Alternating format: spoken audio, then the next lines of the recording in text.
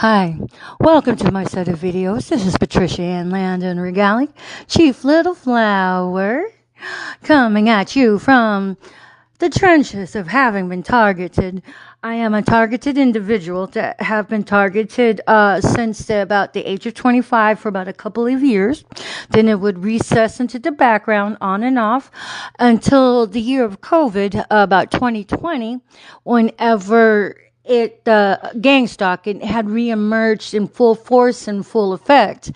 At the time of this recording, it is November 2024, and the gang stalking, the PSYOP assignments still continue. And so my videos they're about my experiences as a targeted individual. I had been railroaded out of a successful and thriving career as a paramedic. I've been a paramedic for about 13 years before I walked away from my profession as a paramedic for two reasons.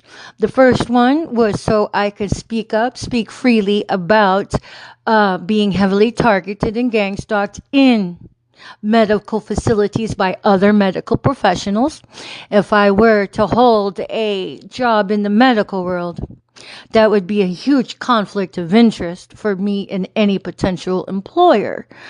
And so I have a passion for sharing this with the world because what's happened to me can happen to anybody. And if we were to shrink in fear, how would anybody ever rise up to protect themselves and to arm themselves with the knowledge of objective data? And additionally, since I was being targeted in the medical world, I knew it was a matter of time before somebody was paid to bear false accusations against my license.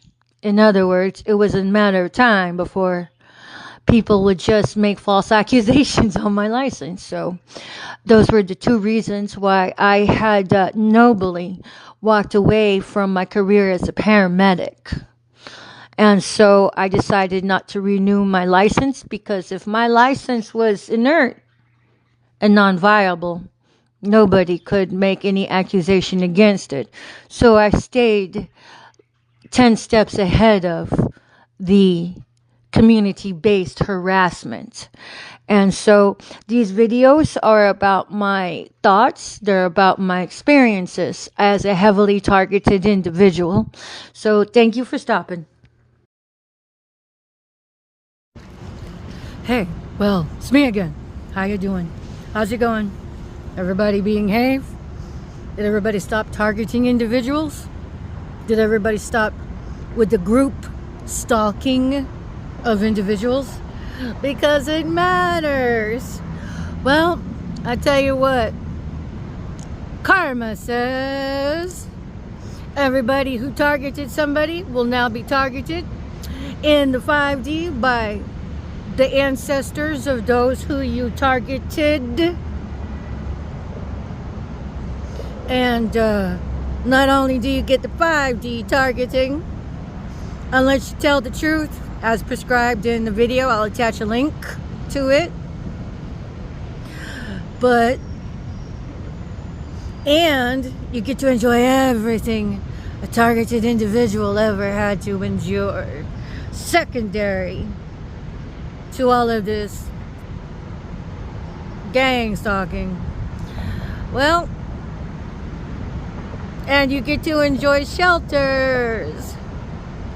Being run out of a career, being run out of a home, a truck, etc. But that's what I'm doing, is learning the shelters. And these ain't no joke, honeys. You have to get along to get along. You have to go along to get along. And God forbid you have somebody on the down low targeting you. I'm busy right now. Oh, Jesus Christ, I'm so sorry. And one of the benefits, this gentleman, I'm sitting here videoing, right? And then I'm like, oh, so dramatic. Because this is dramatic business. And then he's like, excuse me. And I said, nope, I'm busy. And then look, he was donating food and a drink. You know, this is what my life has come down to. And I'm a grateful recipient of it because I am very hungry. And yeah, and so thanks to the blackballing of employment, it's been a while. Thank you. He's the one that did it for me. And everybody else here in the park. But I'm telling you, if you have to go homeless and live out of shelters, you're going to be very thankful for everything. I would tell you this though, I'm not in lack. I feel like, you know, catch my other video, I feel like I've done everything there is to do. I've enjoyed being a homeowner. I've enjoyed shopping for homes. I've enjoyed shopping for multiple vehicles.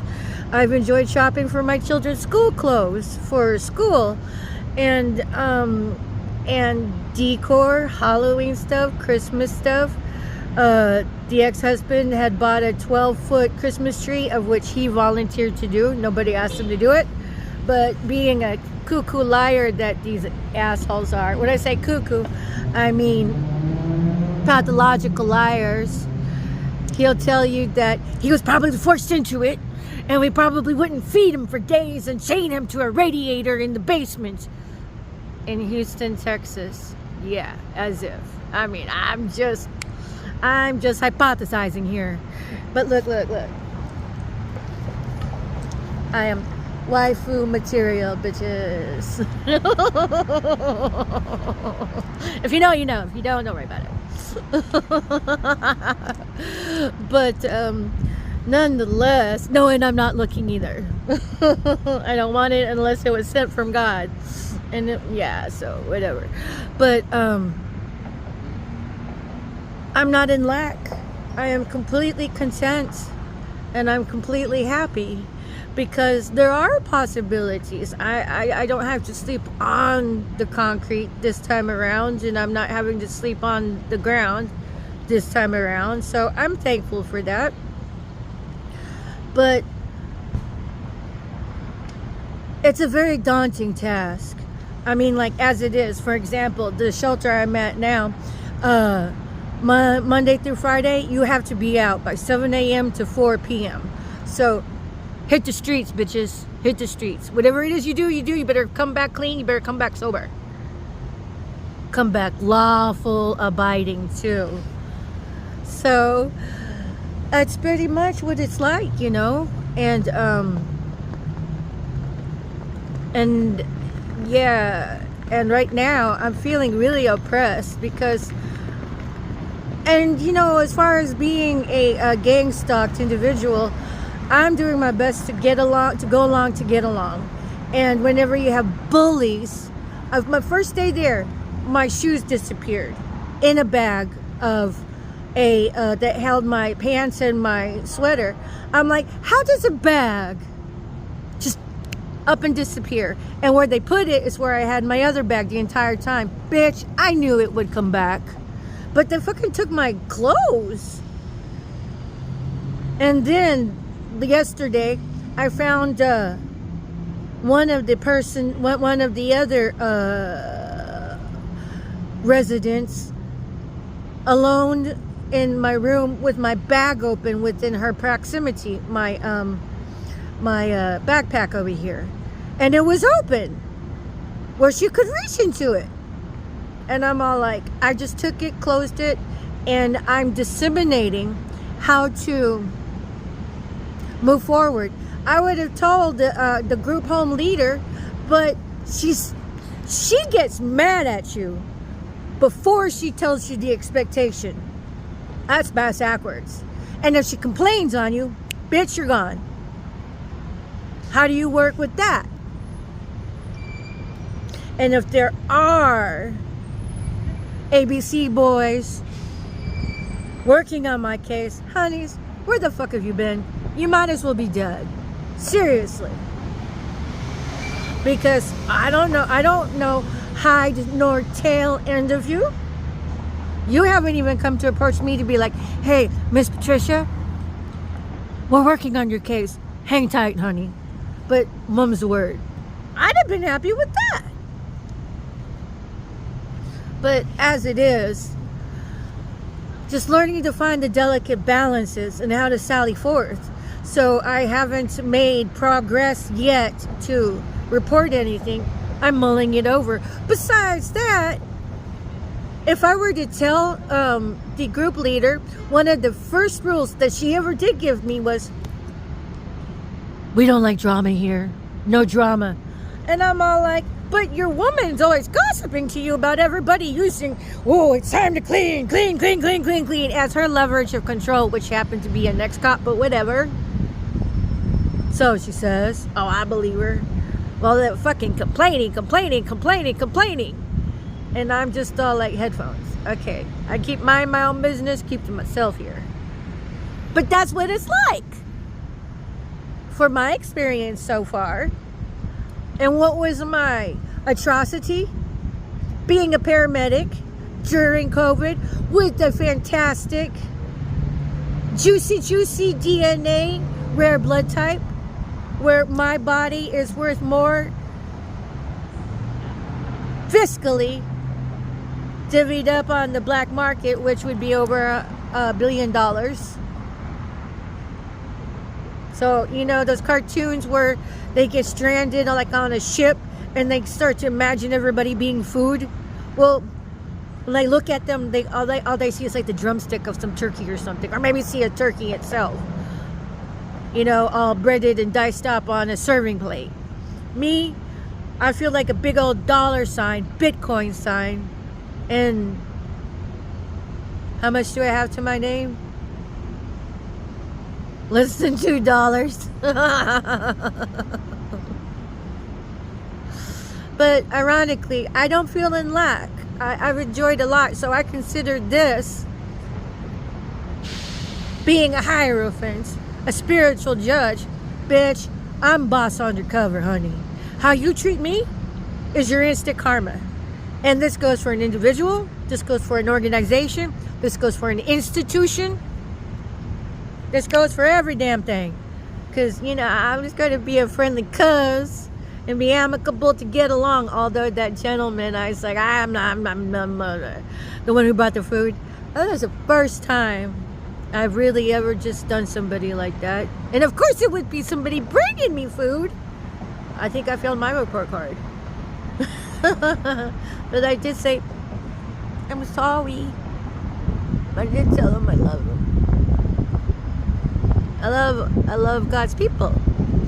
I have no issue saying I love you to everybody and anybody that I feel is just so inspiring, you know?